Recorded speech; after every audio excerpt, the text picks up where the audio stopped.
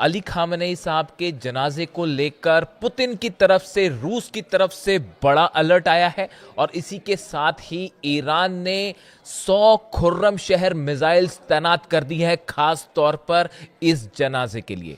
देखिए, ये ऐसी खबरें हैं जो इस ओर इशारा कर रही हैं कि अगले 6 दिन के अंदर ईरान में कुछ भी हो सकता है, कुछ भी हो सकता है। देखिए, मैंने आपको अपने एक वीडियो में पहले ही ये कहा था कि इजराइल के निशाने पर अली खामेनेई साहब का जो जनाजा है, फ्यूनरल का जो पूरा प्रोसेस है, वो मोसाद और इजराइल के निशाने पर है। और देखिए, एक बार फिर अब ये बातें सामने आने शुरू हो गई हैं।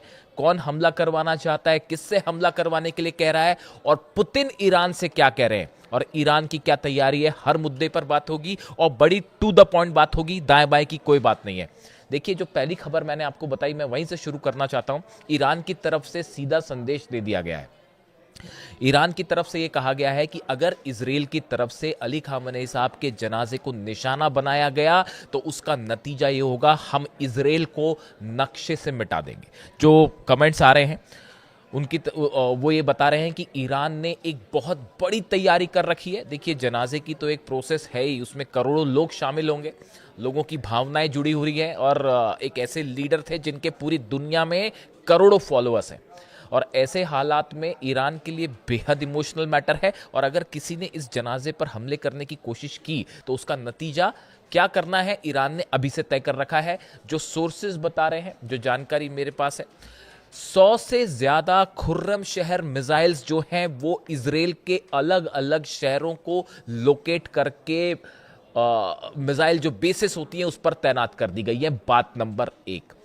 बात नंबर 2, ये जो मिसाइल्स हैं, बताया जा रहा है कि ये ईरान की खुर्रमशहर मिसाइल का सबसे एडवांस वर्जन है। ये जितने दिन से सीज फायर चल रहा है, नॉन स्टॉप ईरान में मिसाइल्स बनाई जा रही हैं। अगर कोई इस गलत फहमी में रहना चाहता है कि जंग रुक गई है और शांति हो गई है, तो इससे बड़ा भुलावा कुछ नहीं हो सकता। ईरान अच्छे से जानता है कि फिर से हमला होगा। नॉन स्टॉप ईरान में मिसाइल्स बनाई जा रही हैं और अब जो खुर्रमशहर मिसाइल्स का नए वर्जन आए हैं, ये ज्यादा एडवांस है और हर मिसाइल 80 लोकेशंस पर हमला करने की क्षमता रख सकती है। यानी आप ये कह लीजिए, एक खुर्रमशहर मिसाइल 80 लोकेशंस को टारगेट कर सकती है। अब ऐसे में अगर एक साथ 100 मिसाइल्स फायर कर दी जाएं तो वो कितने लोकेशंस पर फायर करेंगी, आप अंदाज लगा लीजिए। एक मिसाइल 80 लोकेशंस पर टारगेट कर पाएगी और एक साथ अगर 100 मिसाइल फायर हो जाएं तो कितने मल्टीपल टारगेट्स इजराइल में तबाह होंगे। और ये अगर एक साथ फायर हो जाए, दुनिया का कोई डिफेंस सिस्टम ईरान की मिसाइल्स को जो है वो नहीं रोक पाएगा। ये बात तय है। अब देखिए, ईरान की तरफ से जो बयान आ रहे हैं, ईरान की सेना का कहना है, ये दरअसल अहमद वाहिदी साहब कह रहे हैं, अपने प्रवक्ताओं के जरिए कह रहे हैं कि जरा सी गलती की तो सीधा और ऐसा जवाब दिया जाएगा कि भूल नहीं पाओगे। ये जवाब ईरान की तरफ से। दूसरी तरफ देखिए, ईरान के जो विदेश मंत्री हैं अब्बास अराक्ची साहब, मैं हमेशा कहता हूं, बड़े नपे तुले शब्दों में बात करते हैं, कभी कोई दाएं बाएं की बात नहीं करते और कभी बुरे से बुरे हालात हों लेकिन कभी गुस्सा नहीं होते और बड़े नपे तुले शब्दों में जवाब देते हैं। हमेशा मैंने उनको यही देखा है। बेहतरीन विदेश मंत्री, इसमें कोई गुंजाइश ही नहीं है। लेकिन अब इस बार वो भी गुस्सा है, वो भी नाराज है। इजराइल के डिफेंस मिनिस्टर जो काट्स है, उनका जिस तरह से बयान आया कि हमले के लिए हम तैयार हैं और 24 घंटे में हम ईरान पर हमला कर सकते हैं, वो दरअसल बयान जनाजे को टारगेट करने को लेकर ही था। जब अली खामेनेई साहब के जनाजे पर हमले की बातें सामने आई तो अब्बास अराक्ची साहब का भी खून खौल पड़ा और उन्होंने कहा, अमेरिका से कहा कि ये जो पालतू जानवर हैं इजराइल के, इनको काबू में रखो वरना अंजाम बहुत बुरा होगा। देखिए, जो खबरें हैं उसके मुताबिक एक बड़ी मीटिंग हुई है इजराइल में, मोसाद और इजराइल की गवर्नमेंट के अधिकारी शामिल थे उसमें, और उसमें बड़ा प्लान तैयार है कि क्या रुख रहेगा इजराइल का इस पूरे जनाजे को लेकर। कुछ भी हो सकता है। जो तमाम इंटरनेशनल एजेंसीज जिस ओर इशारा कर रही हैं, ये बेहद अगले 6 दिन बेहद सेंसिटिव हैं, ना सिर्फ ईरान के लिए, पूरे मिडिल ईस्ट के लिए। और इन 6 दिनों में अगर कुछ भी जरा सा भी गड़बड़ होता है, ये पूरे अरब में ऐसी आग लगाएगा जिसे दुनिया की कोई ताकत नहीं रोक पाएगी। देखिए, ईरान के तो कई रिलीजियस लीडर्स हैं, उनके बयान में देख रहा था, वो तो अभी भी यही कह रहे हैं। उनका कहना है कि ईरान को सब बातें छोड़ देना चाहिए, पहले अली खामेनी साहब की शहादत का बदला लीजिए, उनके हत्यारों से बदला लीजिए। ऐसे तमाम ईरान के रिलीजियस लीडर्स हैं जो इस तरह की बात कर रहे हैं। अली निगजाद हैं, ये सांसद हैं वहाँ के, शायद तो संसद के उपाध्यक्ष भी हैं।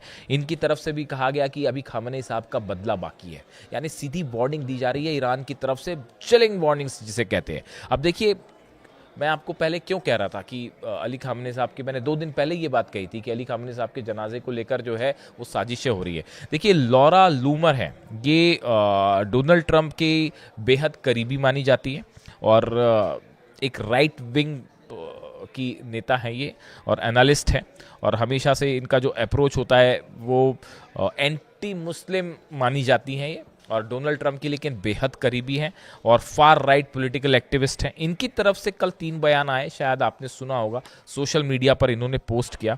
उन्होंने कहा कि आयतुल्लाह अली खामेनी साहब का जो फ्यूनरल है, इसको लेकर उन्होंने कहा, अ फ्यूनरल फॉर खामेनी, ये लिख रही हैं वो अपनी सोशल मीडिया पे, a funeral for Khamenei that's what we call a target rich environment, और उसके आगे एक बॉम्ब की फोटो लगा रही हैं।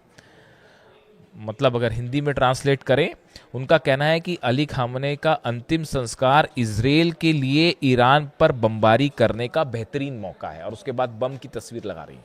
सोचिए आप, ये सोच है कुछ लोगों की, हैरानी होती है मुझे तो कभी कभी सोच के। उसके आगे और लिख रही है, the IDF has the opportunity to do the funniest thing. वही कह रही है, आईडीएफ इजराइल की सेना के लिए कह रही है कि इजराइल की सेना के लिए कुछ फनी करने का जो है वो बेहतरीन मौका है। फिर उसके बाद तीसरी भी पोस्ट कर रही हैं, एक सवाल के जवाब में तीसरा भी पोस्ट कर रही हैं, I will never say no to an opportunity to see the US और the IDF bomb a bunch of jihadis. वो ये कह रही हैं कि मैं, अगर अमेरिका और इजराइल हमले करती है तो मैं कभी मना नहीं करूंगी कि इतने सारे जिहादियों को टारगेट करने का मौका मिल जाए। ऐसे शब्दों का इस्तेमाल कर रही हैं, प्रोवोकेटिव भाषा एकदम। अब देखिए, स्वाभाविक है ईरान की तरफ से तो जवाब आना ही चाहिए, लेकिन एक बड़ी गौर करने वाली बात थी उनका ये बयान, इसको लेकर रूस की तरफ से जवाब आया। रशिया स्टेट कंट्रोल्ड आरटी जो है strongly condemned the post, arguing that the millions of mourners including women, children and elderly citizens and the foreign dignitaries are expected to attend the multi-day funeral ceremonies। रूस की तरफ से कहना है कि ये बयान जो है बेहद ही निंदनीय है, जो ये ट्रंप की करीबी दे रही है कि हमला करना चाहिए जनाजे को लेकर, इस तरह के बयान। रूस ने इसकी तीखी आलोचना की कि आप कहना क्या चाह रहे हो, इस जनाजे में जो है वो करोड़ों लोग शामिल हो रहे हैं, बच्चे शामिल होंगी, महिलाएं शामिल होंगी, ऐसे में ये बयान बेहद निंदनीय है। और रूस ने इसकी खुलेआम आलोचना कर दी, डोनाल्ड ट्रंप की इस सहयोगी और एडवाइजर के बयान की। इतना ही नहीं, पुतिन की तरफ से, रूस की तरफ से सीधा सीधा वार्निंग्स आई हैं, अलर्ट्स आए हैं ईरान के लिए कि ये 6 दिन तक बेहद सावधान रहने की जरूरत है। मुस्तबा खामेनी साहब टारगेट पर हैं, अहमद वाहिदी साहब टारगेट पर हैं, और जब जो शख्स अली खामेनी साहब पे हमला करवा सकते हैं वो उनके जनाजे पर भी हमला करवा सकते हैं। वो उसमें मौजूद जो वीवीआईपी पर्सनालिटीज हैं उनको भी टारगेट किया जा सकता है। ऐसे स्ट्रॉन्ग इनपुट्स हैं, केजीबी की तरफ से भी है, रशियन खुफिया एजेंसीज जो है उसकी तरफ से भी है, चाइनीज जो एजेंसीज हैं उनकी तरफ से भी है। इसके अलावा ईरान के पास अपने इनपुट्स हैं ही, और ये मान के चला जा रहा है कि ये 6 दिन कैसे बीतेंगे, क्या शांति से ये फ्यूनरल हो पाएगा या कोई हमला होगा, और हमला होगा तो उसके बाद ईरान का जो गुस्सा देखने को मिलेगा वो शायद पहले कभी किसी ने ना सोचा ना देखा, वो जवाब देगा ईरान। ईरान में जो वीडियोस मैं देखता हूं वहां से, जो प्रदर्शन हर रात को प्रदर्शन होता है, लोग घरों में सोते हैं रात को जाके। ईरान में एक रात ऐसी नहीं जाती जिस दिन अली खामेनी साहब के लिए आंसू ना बहाए जाते और उनके लिए गुस्सा देखने को नहीं मिलता। मैंने इतिहास में, मैंने तो देखिए, मैं तो हिस्ट्री, पॉलिटिकल साइंस और इंटरनेशनल रिलेशंस का स्टूडेंट ही रहा हूँ, मेरा काम ही है, 20-25 साल से मैं यही पढ़ता रहता हूँ सब कुछ। मैंने ऐसा अपने लीडर के लिए इतना ज़्यादा लगाव, प्रेम और रिस्पेक्ट जो अली खामेनी साहब के लिए ईरान की जनता के मन में है, मैंने इतिहास में तो नहीं देखा। अभी आपको याद आ रहा है क्या? मेरे को तो नहीं आता याद ऐसा कुछ। बच्चे से लेके छोटे छोटे बच्चे जो बोलना शुरू करते हैं वो भी उनसे मोहब्बत करते हैं, और उन्हीं के लिए पहला शब्द ही उनका वो होता है। तो हालात ये हैं साहब कि बहुत ज़्यादा गुस्सा है ईरान के मन में, और ज़रा सा एक गलत स्टेप, मिस कैलकुलेशन इजराइल का पूरे रीजन को एक ऐसी आग में झुलस देगा जो आप सोच नहीं सकते।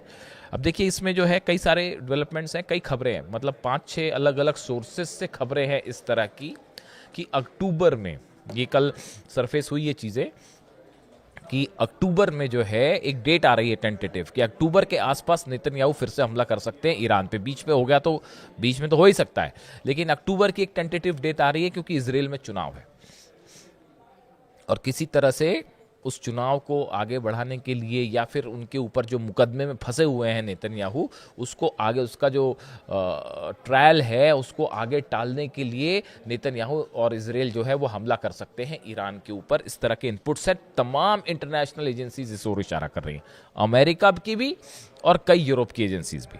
अब हालात ये है कि इसीलिए अब्बास अराक्ची ये कह रहे हैं कि इजराइल जो है वो तैयार बैठा हुआ है कि किसी तरह से, किसी भी सूरत में अमेरिका और ईरान का समझौता ना हो। अगर समझौता हो गया, एमओयू हो गया, तो इजराइल जो है वो अलग थलग पड़ जाएगा और इजराइल की दाल नहीं गलेगी। यही वजह है, देखिए लगातार बमबारी हो रही है। कल लेबनान पे बड़े भयानक हमले हुए हैं, दक्षिणी लेबनान में मैं कुछ तस्वीरें देख रहा था, कुछ बॉम्ब्स तो ऐसे ड्रॉप किए गए हैं, ऐसा लग रहा है मान लो कोई न्यूक्लियर बम गिरा दिया गया हो, ऐसे मशरूम क्लाउड्स बन रहे हैं। बेहद भयानक हमले हो रहे हैं लेबनान पे। ऐसी हाल गजा में है, ऐसी हाल सीरिया में है। ये सब साफ साफ इंडिकेशन कर रहा है कि इजराइल एक प्लान तैयार कर चुका है कि किसी भी सूरत में अमेरिका से एमओयू साइन नहीं होने देना है, बात समझौता को आगे नहीं बढ़ाना है। अब भले डोनाल्ड ट्रंप जो है असल में अमेरिका का बड़ा नुकसान हो गया। देखिए 16-17 बेस जल गए। अरब देश जो है वो अपना डिफेंस सिस्टम, ये भी इस बात को ध्यान रखिएगा, जितने अरब देश हैं बड़ी तेजी के साथ अपना डिफेंस सिस्टम मजबूत करने में जुटे हुए हैं। क्या वजह है इसकी, सोचिए आप जरा। आयरन डोम मजबूत करने में जुड़ा है इजराइल, और पूरे अरब देश जो हैं वो एक सूत्री कार्यक्रम चल रहा है साहब सबका हथियारों के मामले को लेकर। चाहे वो यूएई हो, चाहे सऊदी हो, चाहे बहरीन हो, चाहे कतर हो, चाहे जॉर्डन हो, एक एक देश जो है वो अपना डिफेंस सिस्टम मजबूत करना चाहता है, क्योंकि उनको पता है कि आज नहीं तो कल इजराइल की तरफ से, ईरान की तरफ से जो है वो मिसाइल खानी है, और वो मिसाइलें रोकने की हिम्मत नहीं है। तो अब कैसे करके, भाई अमेरिका तो रोक नहीं पाया, 16-17 बेस जला डाले, तो अब आगे क्या होगा। तो इसीलिए जो है वो अपने डिफेंस सिस्टम मजबूत किया जा रहा है। अब इस बीच जो जहाँ से हमने बात शुरू की थी कि अली खामेनी साहब के जनाजे को लेकर जो है वो बड़ी तैयारी ईरान की तरफ से, सिक्योरिटी मेजर्स हैं तमाम। देखिए तमाम उनके वो आ गए हैं, गाइडलाइंस आ गई हैं कि कौन मौजूद रहेगा, उसमें वीआईपी जो पर्सनालिटीज़ है वो कहाँ रहेंगी। मुस्तबा खामनी को लेकर अभी तक कोई बात साफ नहीं है कि क्या वो इस फ्यूनरल में मौजूद होंगे, क्या पब्लिक के सामने वो आएंगे, क्योंकि उन पर हमले का सीधा सीधा थ्रेट है और हो भी सकता है हमला। तो ऐसे हालात में क्या वो सामने आएंगे, एक अभी इसके बारे में ईरान ने कुछ नहीं कहा है, लेकिन एक बात तय है जो साफ साफ दिख रही है, इस जनाजे पर हमला इतिहास के सबसे बड़े युद्ध को छेड़ सकता है, सबसे बड़े युद्ध को, और ये तीसरे वर्ल्ड वॉर की शुरुआत होगी अगर अली खामेनी साहब के जनाजे पर हमला कर दिया तो। और इससे बड़ी मिस्टेक इतिहास की नहीं हो सकती। कई देशों के जो है वो नक्शे से गायब हो जाएंगे अगर इस जनाजे पर हमला हुआ। वीडियो कैसा लगा कमेंट करके ज़रूर बताइए। कई बड़े अपडेट्स अगले वीडियो में आपके लिए लाऊंगा। Thank you so much.